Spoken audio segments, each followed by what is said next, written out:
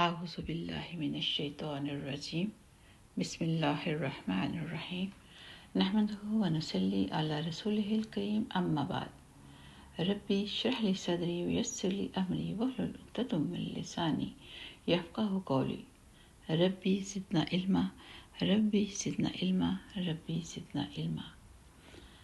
अज़ीज़ बहनों और भाइयों, अस्सलामु अलैकुम व रहमतुल्लाहि व बरकातुहू। सूरतुज़ ज़ुमर ये सूरत मक्की है और इसमें 75 आयतें और 8 रुकू हैं। खुलासा, ये सूरत मक्की ज़िंदगी के इब्तदाई दौर में नाजिल हुई थी और इसमें मुशरिकीन मक्का के मुख्तलिफ बातिल अकीदों की तरदीद फरमाई गई है। ये मुशरिकीन मानते थे कि कायनात का खालिक अल्लाह ताला है, लेकिन उन्होंने मुख्तलिफ देवता गढ़ कर ये माना हुआ था कि उनकी इबादत करने से वो खुश होंगे और अल्लाह ताला के पास हमारी सिफारिश करेंगे।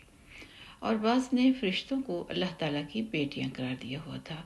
इस सूरत में इन मुख्तलिफ अकायद की तरदीद करके उन्हें तौहीद की दावत दी गई है।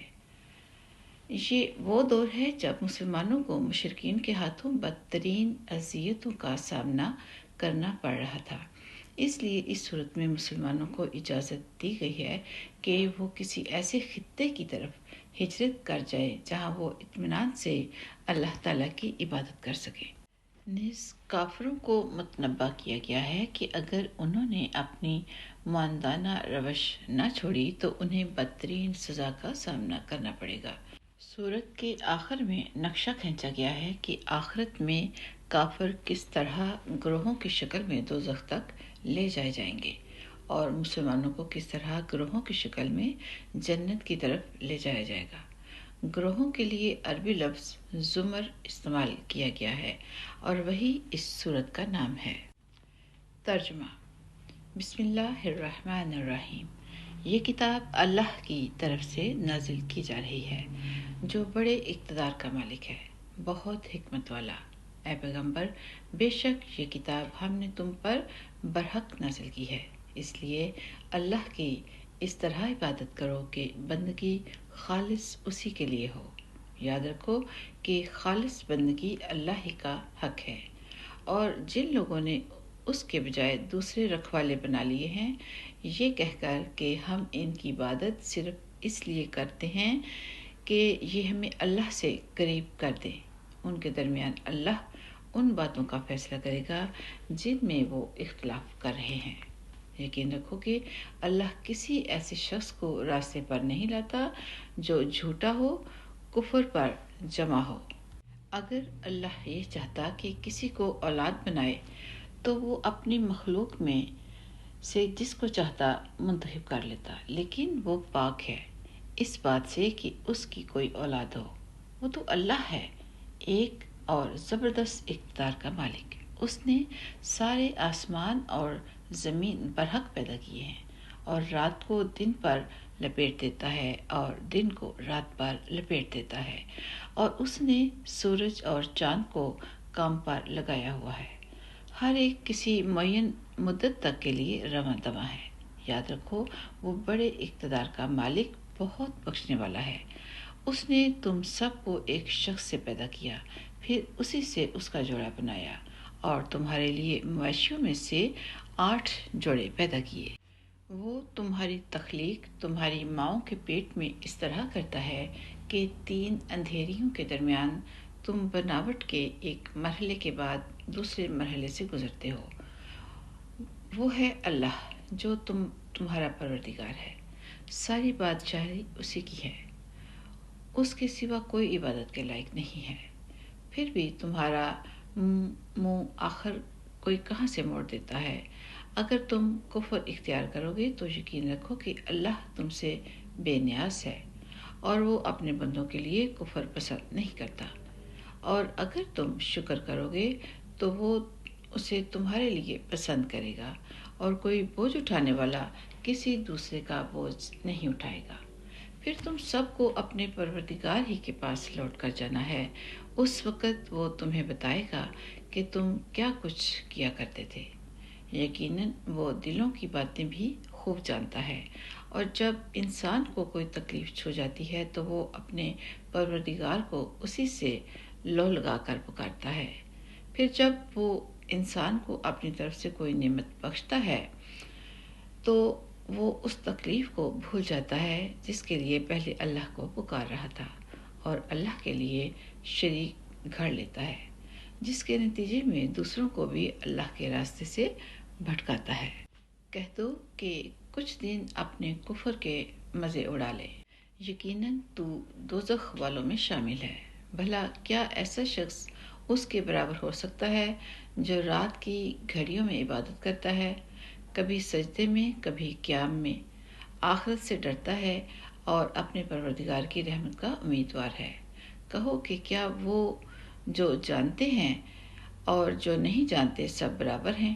مگر نصیحت تو وہی لوگ قبول کرتے ہیں جو عقل والے ہیں۔ کہہ دو کہ اے میرے ایمان والے بندو، اپنے پروردگار کا خوف دل میں رکھو۔ بھلائی انہی کی ہے جنہوں نے اس دنیا میں بھلائی کی ہے، اور اللہ کی زمین بہت وسیع ہے۔ جو لوگ صبر سے کام لیتے ہیں ان کا ثواب انہیں بے حساب دیا جائے گا۔ کہہ دو کہ مجھے تو حکم دیا گیا ہے کہ میں اللہ کی اس طرح عبادت کروں کہ میری بندگی خالص اسی کے لیے ہو، اور مجھے حکم دیا گیا ہے کہ سب سے پہلا فرمانبردار میں بنوں۔ کہہ دو کہ اگر میں اپنے پروردگار کی نافرمانی کروں تو مجھے ایک زبردست دن کے عذاب کا اندیشہ ہے۔ کہہ دو کہ میں تو اللہ کی عبادت اس طرح کرتا ہوں کہ میں نے اپنی بندگی صرف اسی کے لیے خالص کر لی ہے، اب تم اسے چھوڑ کر جس کی چاہو عبادت کرو۔ کہہ دو کہ گھاٹے کا سودا کرنے والے تو وہ ہیں جو قیامت کے دن اپنی جانوں اور اپنے گھر والوں سب کو ہرا بیٹھیں گے۔ یاد رکھو کہ کھلا ہوا گھاٹا یہی ہے۔ ایسے لوگوں کے لیے ان کے اوپر بھی آگ کے بادل ہیں اور ان کے نیچے بھی ویسے ہی بادل ہیں۔ یہ وہی چیز ہے جس سے اللہ اپنے بندوں کو ڈراتا ہے، لہذا اے میرے بندو، میرا خوف دل میں رکھو۔ اور جن لوگوں نے اس بات سے پرہیز کیا کہ وہ طاغوت کی عبادت کرنے لگے تو اور انہوں نے اللہ سے لو لگائی ہے، خوشی کی خبر انہی کے لیے ہے۔ لہذا میرے ان بندوں کو خوشی کی خبر سنا دو جو بات کو غور سے سنتے ہیں، تو اس میں جو بہترین ہوتی ہے اس کی پیروی کرتے ہیں۔ یہی وہ لوگ ہیں جنہیں اللہ نے ہدایت دی ہے، اور یہی ہیں جو عقل والے ہیں۔ بھلا جس شخص پر عذاب کی بات طے ہو چکی تو کیا تم اسے بچا لو گے جو آگ کے اندر پہنچ چکا ہے؟ البتہ جنہوں نے اپنے پروردگار کا خوف دل میں رکھا ہے ان کے لیے اوپر تلے بنی ہوئی اونچی اونچی عمارتیں ہیں جن کے نیچے نہریں بہتی ہیں۔ یہ اللہ کا وعدہ ہے، اللہ کبھی وعدے کی خلاف ورزی نہیں کرتا۔ کیا تم نے نہیں دیکھا کہ اللہ نے آسمان سے پانی اتارا، پھر اسے زمین کے سوتوں میں پرو دیا، پھر وہ اس پانی سے ایسی کھیتیاں وجود میں لاتا ہے جن کے رنگ مختلف ہیں، پھر وہ کھیتیاں سوکھ جاتی ہیں تو تم انہیں دیکھتے ہو کہ وہ پیلی پڑ گئی ہیں، پھر وہ انہیں چورا چورا کر دیتا ہے۔ یقیناً ان باتوں میں ان لوگوں کے لیے بڑا سبق ہے جو عقل رکھتے ہیں۔ بھلا کیا وہ شخص جس کا سینہ اللہ نے اسلام کے لیے کھول دیا ہے، جس کے نتیجے میں وہ اپنے پروردگار کی عطا کی ہوئی روشنی میں آ چکا ہے، سنگ دلوں کے برابر ہو سکتا ہے؟ ہاں، بربادی ان کی ہے جن کے دل اللہ کے ذکر سے سخت ہو چکے ہیں۔ یہ لوگ گمراہی میں پڑے ہوئے ہیں۔ اللہ نے بہترین کلام نازل فرمایا ہے، ایک ایسی کتاب جس کے مضامین ایک دوسرے سے ملتے جلتے ہیں، جس کی باتیں بار بار دہرائی گئی ہیں۔ وہ لوگ جن کے دلوں میں اپنے پروردگار کا رعب ہے اور ان کی کھالیں اس سے کانپ اٹھتی ہیں، پھر ان کے جسم اور ان کے دل نرم ہو کر اللہ کی یاد کی طرف متوجہ ہو جاتے ہیں۔ یہ اللہ کی ہدایت ہے جس کے ذریعے وہ جس کو چاہتا ہے راہ راست پر لے آتا ہے، اور جسے اللہ راستے سے بھٹکا دے اسے کوئی راستے پر لانے والا نہیں۔ بھلا اس شخص کا کیسا برا حال ہوگا جو قیامت کے دن اپنے چہرے ہی سے بدترین عذاب کو روکنا چاہے گا اور ظالموں سے کہا جائے گا کہ چکھو مزہ اس کمائی کا جو تم نے کر رکھی تھی۔ جو لوگ ان سے پہلے تھے انہوں نے بھی پیغمبروں کو جھٹلایا تھا، جس کے نتیجے میں ان پر عذاب ایسی جگہ سے آیا جس کی طرف ان کا گمان بھی نہیں جا سکتا تھا۔ چنانچہ اللہ نے ان کو اسی دنیوی زندگی میں رسوائی کا مزہ چکھایا، اور آخرت کا عذاب تو اور بھی بڑا ہے۔ کاش یہ لوگ جانتے۔ حقیقت یہ ہے کہ ہم نے اس قرآن میں لوگوں کی خاطر ہر قسم کی مثالیں بیان کی ہیں تاکہ لوگ سبق حاصل کریں۔ یہ عربی قرآن جس میں کوئی ٹیڑھ نہیں، تاکہ لوگ تقوی اختیار کریں۔ اللہ نے ایک مثال یہ دی ہے کہ ایک غلام شخص ہے جس کی ملکیت میں کئی لوگ شریک ہیں، جن کے درمیان آپس میں کھینچتان بھی ہے، اور دوسرا غلام شخص وہ ہے جو پورے کا پورا ایک ہی آدمی کی ملکیت ہے۔ کیا ان دونوں کی حالت ایک جیسی ہو سکتی ہے؟ الحمدللہ اس مثال سے بات بالکل واضح ہو گئی، لیکن ان میں سے اکثر لوگ نہیں سمجھتے۔ اے پیغمبر، موت تمہیں بھی آنی ہے اور موت انہیں بھی آنی ہے، پھر تم سب قیامت کے دن اپنے پروردگار کے پاس اپنا اپنا مقدمہ پیش کرو گے۔ اب بتاؤ کہ اس شخص سے بڑا ظالم کون ہوگا جو اللہ پر جھوٹ باندھے، اور جب سچی بات اس کے پاس آئے تو وہ اس کو جھٹلا دے۔ کیا جہنم میں ایسے لوگوں، ایسے کافروں کا ٹھکانہ نہیں ہوگا؟ اور جو لوگ سچی بات لے کر آئیں اور خود بھی اسے سچ مانیں، وہ ہیں جو متقی ہیں۔ ان کو اپنے پروردگار کے پاس ہر وہ چیز ملے گی جو وہ چاہیں گے۔ یہ ہے نیک لوگوں کا بدلہ، تاکہ انہوں نے جو بدترین کام کیے تھے اللہ ان کا کفارہ کر دے، اور جو بہترین کام کرتے رہے تھے ان کا ثواب انہیں عطا فرمائے۔ اے پیغمبر، کیا اللہ اپنے بندے کے لیے کافی نہیں ہے؟ اور یہ لوگ تمہیں اس کے سوا دوسروں سے ڈراتے ہیں، اور جسے اللہ راستے سے بھٹکا دے اسے کوئی راستے پر لانے والا نہیں، اور جسے اللہ راہ راست پر لے آئے اسے کوئی راستے سے بھٹکانے والا نہیں۔ کیا اللہ زبردست انتقام لینے والا نہیں؟ اور اگر تم ان سے پوچھو کہ آسمانوں اور زمین کو کس نے پیدا کیا ہے تو وہ ضرور یہی کہیں گے کہ اللہ نے۔ ان سے کہو کہ ذرا مجھے یہ تو بتاؤ کہ تم اللہ کو چھوڑ کر جن بتوں کو پکارتے ہو، اگر اللہ مجھے کوئی نقصان پہنچانے کا ارادہ کر لے تو کیا یہ اس کے پہنچائے ہوئے نقصان کو دور کر سکتے ہیں؟ یا اگر اللہ مجھ پر مہربانی فرمانا چاہے تو کیا یہ اس کی رحمت کو روک سکتے ہیں؟ کہو کہ میرے لیے اللہ ہی کافی ہے، بھروسہ رکھنے والے اسی پر بھروسہ رکھتے ہیں۔ کہہ دو کہ اے میری قوم کے لوگوں، تم اپنے طریقے پر عمل کیے جاؤ، میں اپنے طریقے پر عمل کر رہا ہوں۔ پھر عنقریب تمہیں پتہ چل جائے گا کہ کس پر وہ عذاب آتا ہے جو اسے رسوا کر کے رکھ دے گا، اور کس پر وہ عذاب نازل ہوتا ہے جو ہمیشہ ہمیشہ جم کر رہے گا۔ اے پیغمبر، ہم نے لوگوں کے فائدے کے لیے تم پر یہ کتاب برحق نازل کی ہے۔ اب جو شخص راہ راست پر آ جائے گا وہ اپنی اپنی بھلائی کے لیے آئے گا، اور جو گمراہی اختیار کرے گا وہ اپنی گمراہی سے اپنا ہی نقصان کرے گا، اور تم اس کے ذمہ دار نہیں ہو۔ اللہ تمام روحوں کو ان کی موت کے وقت قبض کر لیتا ہے، اور جن کو ابھی موت نہیں آئی ہوتی ان کو بھی ان کی نیند کی حالت میں قبض کر لیتا ہے۔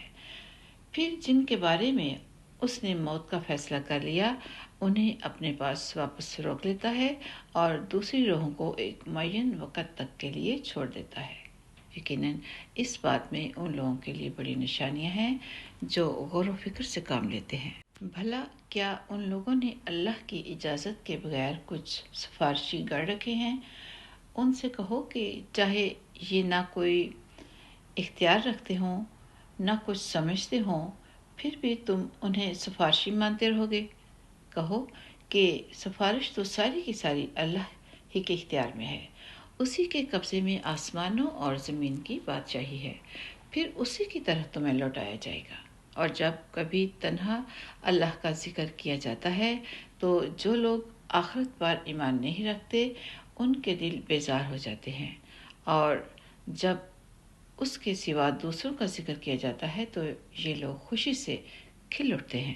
کہو، اے اللہ، اے آسمانوں اور زمین کو پیدا کرنے والے، ہر غائب و حاضر کو جاننے والے، تو ہی اپنے بندوں کے درمیان ان باتوں کا فیصلہ کرے گا جن میں وہ اختلاف کرتے رہے ہیں۔ اور جن لوگوں نے ظلم کا ارتکاب کیا ہے، اگر ان کے پاس وہ سب کچھ ہو جو زمین میں ہے اور اس کے ساتھ اتنا ہی اور بھی، تو قیامت کے دن بدترین عذاب سے بچنے کے لیے وہ سب فدیہ کے طور پر دینے لگیں گے، اور اللہ کی طرف سے وہ کچھ ان کے سامنے آ جائے گا جس کا انہیں گمان بھی نہیں تھا۔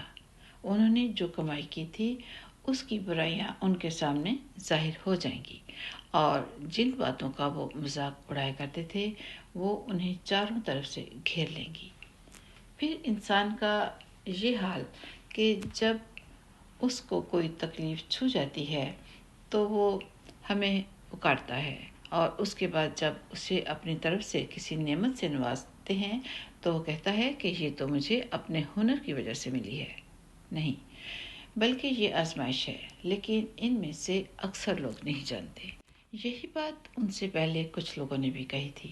نتیجہ یہ ہوا کہ جو کچھ وہ کماتے تھے وہ ان کے کام نہیں آیا، اور انہوں نے جو کمائی کی تھی اس کی برائیاں انہیں پر آ پڑی، اور ان عرب کے لوگوں میں سے جنہوں نے ظلم کا ارتکاب کیا ہے، ان کی کمائی کی برائیاں بھی عنقریب ان پر آ پڑیں گی، اور یہ اللہ کو عاجز نہیں کر سکتے۔ اور کیا انہیں یہ معلوم نہیں ہے کہ اللہ جس کے لیے چاہتا ہے رزق میں وسعت کر دیتا ہے، اور وہی تنگی بھی کر دیتا ہے۔ یقیناً اس میں ان لوگوں کے لیے بڑی نشانیاں ہیں جو ایمان لاتے ہیں۔